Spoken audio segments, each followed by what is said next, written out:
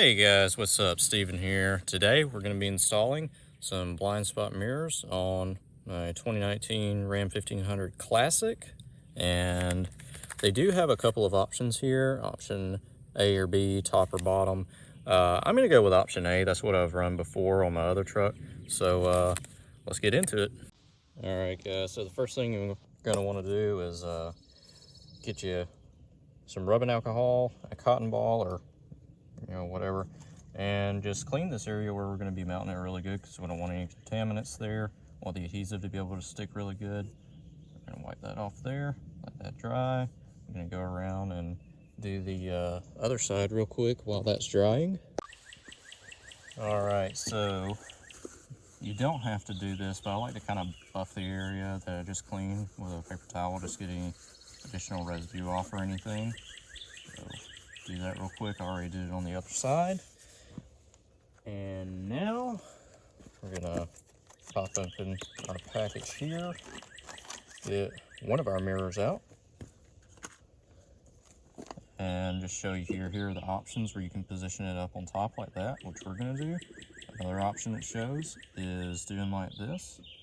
And this Wadestar RM10 product is really good. I'll put you a link in the description below, but this is a really good product. I put this on my truck, my dad's truck, and a couple other people's trucks. Sticks really well. It's good 3M sticky back foam.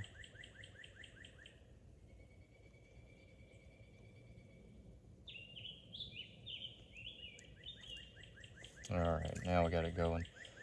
So, just want to let you know real quick, it does recommend to put it on when temperatures between 70 and 100 degrees, and for sure not to put it on below 50 degrees, but I tell you, I've put one on in like 35-degree weather or whatever. You can do it. Just take a heat gun or something and kind of heat up your mirror just a little bit and heat up the adhesive on the back of this.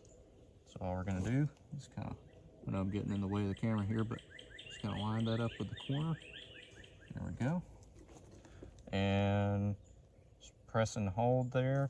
And I'm going to hold this bottom corner while I press on this so I can get some good pressure applied to that adhesive all the way around.